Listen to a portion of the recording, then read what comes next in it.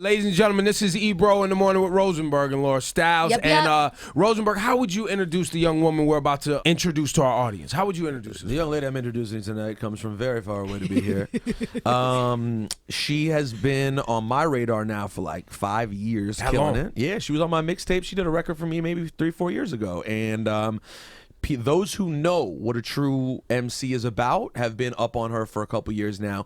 She has now maybe had her biggest moment in the limelight since she was featured on young Kendrick Lamar's album. Her name is Rapsody. Yeah, give it up. Give it up. Rapsody. How are you, young lady? I'm good. So, for those that don't know, where are you from? I am from Raleigh, North Carolina. Okay. And I guess, Laura Styles, you caught some heat the other day. Oh my God, rap fans were coming for my neck. So listen, in the Kendrick Lamar interview, I wanted Kendrick. This is what happened. I asked Kendrick, you could have picked anybody.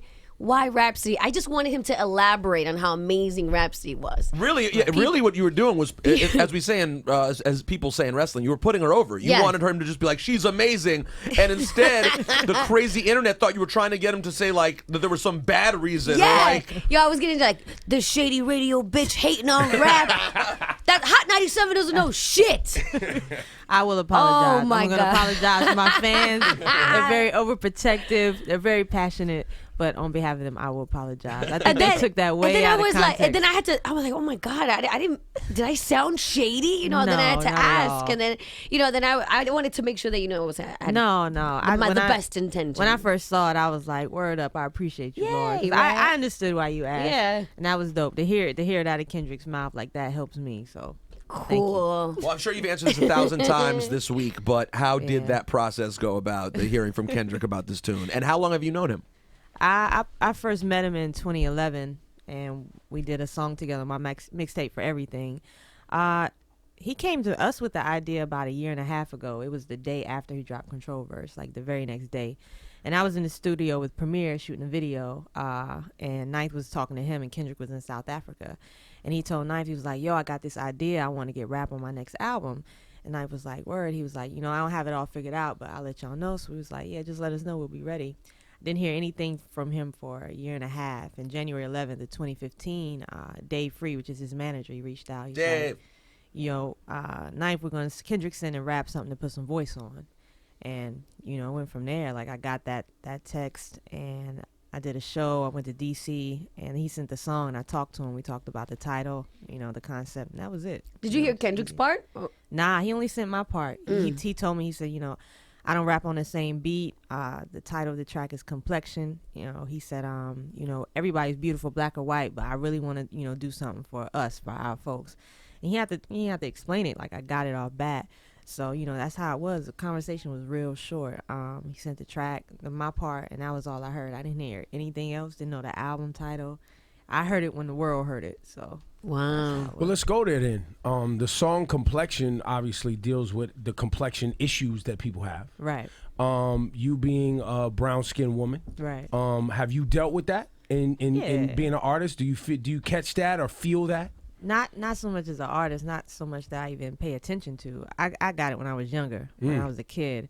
My family, like, we were all different shades. I got like a light-skinned brother and a light-skinned sister, and I was like one of the darkest ones. And, I'd be outside playing too, like in the sun. So I come in and be like, dang, you done got black. Or, Damn. your mom be like, girl, you better quit crawling on the floor with your knees. Like, your knees gonna get black, like stuff like that. And, you go to get Barbie dolls and you can't find a black one. And, you watch commercials and you see what people think are beautiful. Dwayne Wade on Different World loved Denise and Whitley Gilbert, not Jaleesa. You know what I mean? So, that goes into your psyche. But I think, when I got into MC Lyte and Queen Latifah and, Spike Lee and Cosby Show, like Rudy was one of my favorite on the Cosby Show. So, that just changed my whole perspective around. Do you think that, some women don't, and some people, men as well, Right. that deal with these complexion issues, right?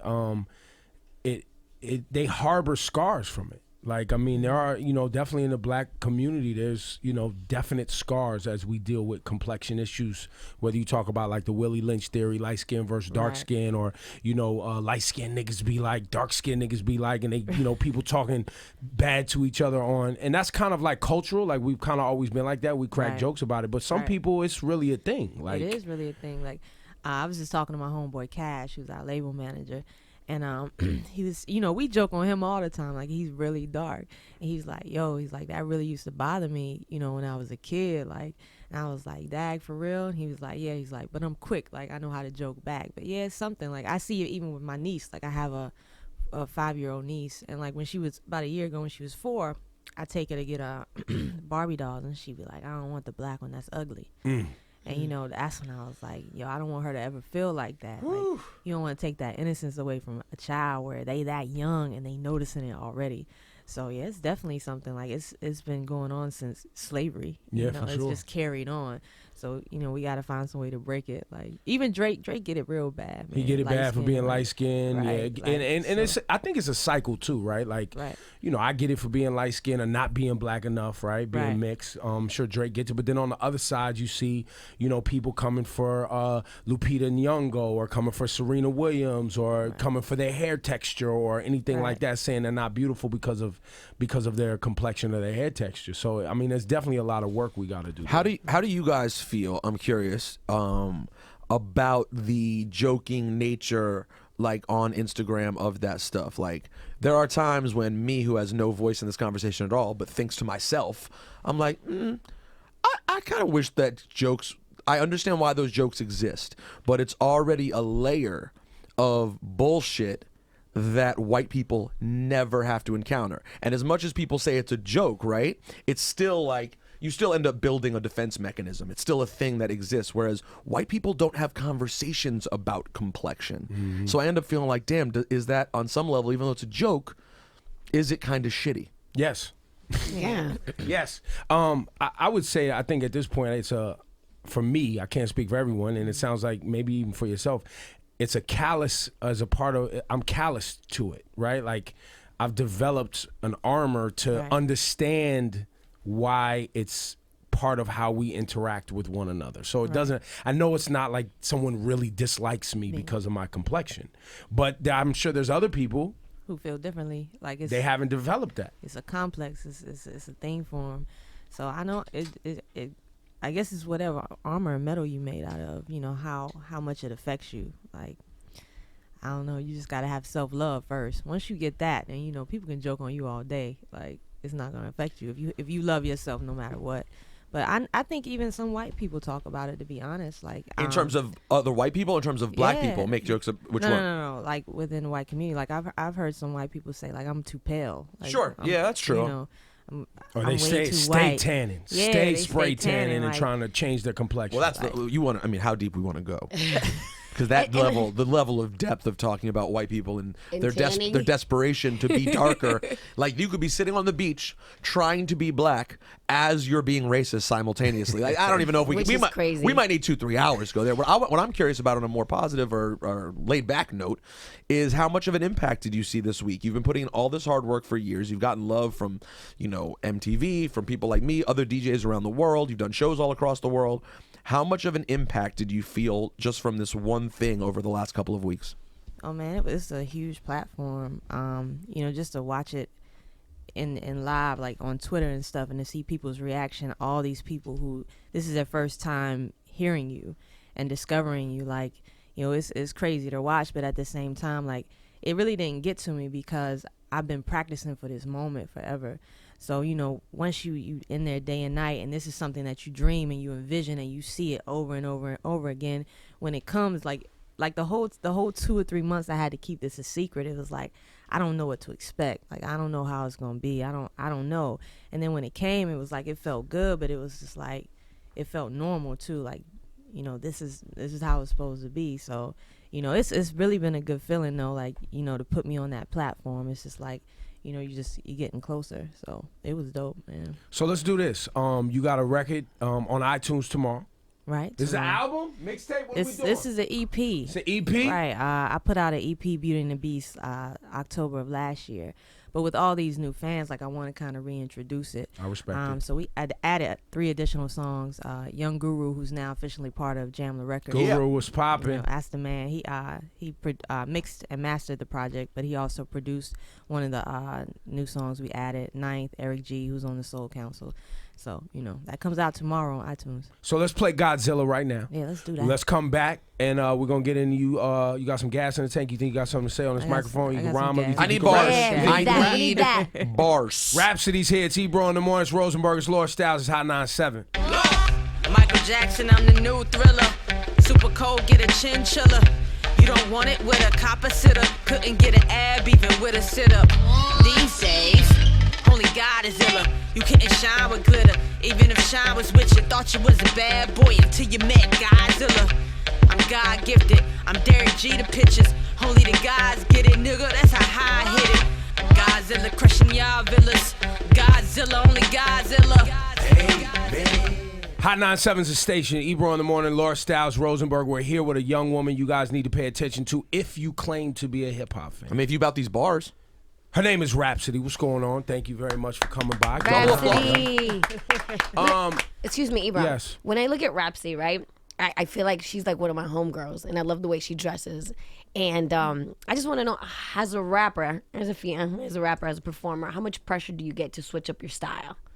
I don't feel any pressure. Does anybody feel like as a female you should sexy it up a little bit more? Because we definitely show feel a like little Lord bit more Styles skill? needs to show some No, cleavage. listen, I get it all the time. I dress like you every day. Yeah. And they're like, you should put on a dress every now and then. You shouldn't dress Every like a now guy and every now and then. Nah. As you know, as someone who's, you know, in the limelight, do you feel that pressure that you need to spice it up a little bit? Nah, I don't feel that pressure. You know, I feel like whatever I feel like doing, that's what I could do, and that's what you should do. Like, you know, we have enough women who, you know, want to display the sexy side, and that's okay. Like, I'm here to create balance. You know, when I grew up, I had MC Light, Queen Latifah, Missy, Lauren, and they all had their own flavor and style.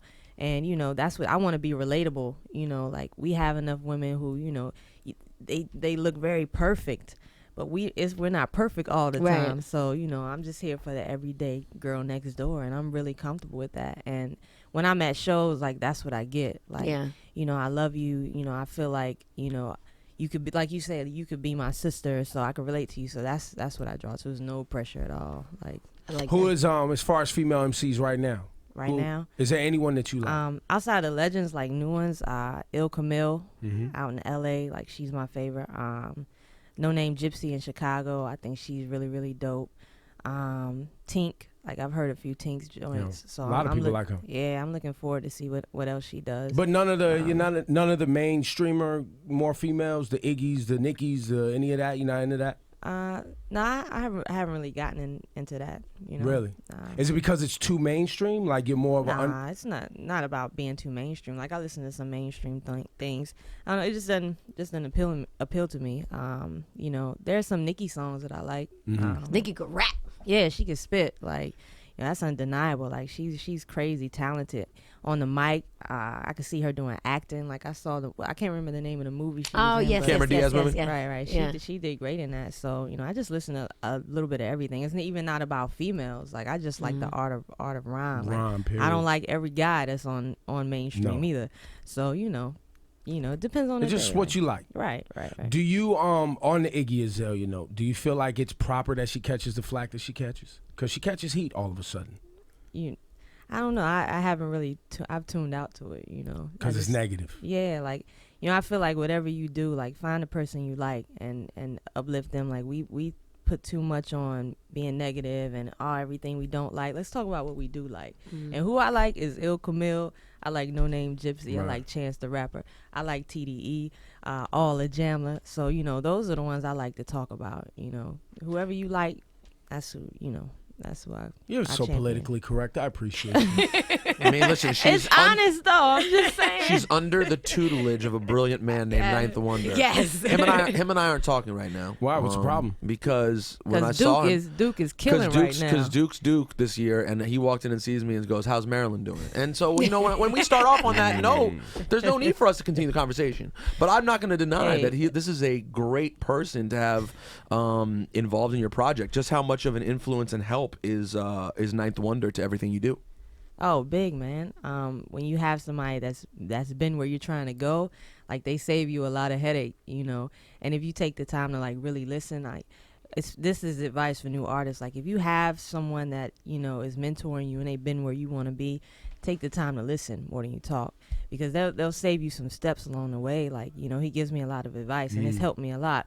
But he also has given me room to make my own decisions, you know. Like he'll give me advice, but he's like, at the end of the day, you know what you want to do and where you want to go, so you got to make that decision. So, you know, I sit back and observe. Like people take me for shy, but I just like to sit back and observe, whether, you know, we up here and we hanging with Raekwon, or we met Busta yesterday. Like I just like to watch how they interact and just soak all of it and learn. So when you have somebody like that, like, you know, you can be in those places and meet these people and ask them questions, like, you know, that helps a whole lot. Rosenberg, where you at, my G? What you got? Well, I think we should put a bow on this interview, and then I think we should come back and have this one drop some. We can't talk about Duke. No, we can't. He's not interested. What's there in to that. talk about? Let's keep a it. lot, man. Let's keep it. I thought we was keeping it We're in positive. the Final Four, though. You don't wanna talk about Rapsody, that? can you explain for people who aren't from the North Carolina area, because there's University of North Carolina, there's NC State, there's Duke, there's Wake Forest. There's tons of amazing basketball schools down there, right? Duke, obviously, the most amazing. Thank you. In the most recent, based on their record. And listen, I don't think anybody would disrespect Coach K. You can't. Right? He's the Elohim. I mean, I have disrespected The him, Elohim. but you shouldn't. However, Duke, I'm told, never been, but I'm told, is a very posh Ivy League. Not Ivy League, but Ivy League adjacent. Ivy League adjacent wannabe, Ivy League wannabe, type university, right? Set in a town that has a lot of working class people that can't go to Duke. That can't go to Duke for a variety of reasons. Yes, mostly it's very expensive. So hearing you embrace a school like that, I didn't expect that. Oh man, I mean, as a fan of a sport, I could see where you would like it, but just the nature of the school, I'm told, never been. It's just what I keep hear. in mind. Ninth Wonder teaches there. Okay, I just want to be. We need full disclosure. I think that's amazing. It is. It's incredible. But I do know that the area is not indicative of what the school is. Right. I mean, people don't know like the history of Duke. Like, for one, like they helped build the music building at North Carolina Central. Like, you know, they've done a lot for the black community. People don't really know that. You know, people think like it's all these, you know, it's not a lot of minorities, but they have more minorities than North Carolina UNC. So, you know, Duke is a good, like, I like it. Like, people have this thing they think of Duke. It's not really like that at all, man. Like, I fell in love with it from Grant Hill. That's where it was. Grant Hill is the homie. Shout out to Grant Hill. He's a great guy. I've never been a Duke fan. I hate Duke. Keep it 100. Keep it 100. Because, fan. Who's your team? Me? Yeah. College? Yeah. I don't really have a college team, I'll be honest. I'm like a Pac-12 fan. You didn't go to college. You don't have a squad. I didn't even finish. Okay. Yeah, the Cameron Crazy thing. One of them little dudes get punched in the face doing all that hollering and jumping. That's what it's. That's right. But I gotta tell you something. Let me tell you what bugs me the most. We got loyal fans. Why you hating on our fans? I'm gonna tell you like that. Ebro, I'm gonna tell Shout you. out to the crazies. I'm gonna tell you what bothers me the most, and you're not even gonna know where I'm going here, Ninth or Rap, is that not only do I hate the Cameron Crazies, but the craziest thing about it is every other, in my opinion, almost every other group of fans, save like some places like Michigan and different places that had their own history, copied the way the Cameron Crazies act. You know how much it drives me crazy? When I was at Maryland, we were just a disaster, a drunken disaster. And like when Duke would come there, you remember we threw bottles at Carlos Boozer's mom? Like we just were nut lunatics, right? And I respected that. Not classy. I mean, his last name is Boozer. I mean, yeah, you know what he got. I respected it though because it's who we were, as not classy as it was. Now these kids at Maryland and all these other schools, they just look like Cameron Crazies. They jump up and down the whole game. They have organized chants, which is the same thing I used to make fun of Duke for. Now everyone else does it. So even if you try to hate on Duke, everyone else is acting like Duke. That's right. We set the blueprint of how you do it. Don't get gassed. I mean, y'all are very good. I'm not going to lie. I'm just saying. I'm not going to lie. We in the Final Four. Again. Over and over. The coach who's been to the Final Four the most, 12 times. All right, guys, you know, it's been real. Yeah, Rhapsody has, guess what? You want something else? Huh? You got something else you about to add about Duke? We done? Okay. No, I'm going to let you live. Guess what, though? What? I am a Redskins fan. Because of North Carolina. You kept that from the years when a lot of North Carolinians were Redskins fans? Yeah, my dad. My dad's a big Redskins How did fan. that come up? How did Because that tie in the pre Carolina Panthers days, which was forever, and Ninth as he's nodding his head, the Redskins basically had from DC to Tampa Bay as basically all Redskins fans. makes sense. So a lot of people went and became Panthers fans, but the Redskins are still broadcast on the radio and on television throughout the South. So we still have a huge fan base. So I'm glad to know your dad's a real one. You know what I'm saying? He's stuck with real. the squad. He's the realest out. Hey, Rapsody, her EP is out tomorrow. Pick Beauty it and the up. Beast. iTunes, bars, next. Give it up.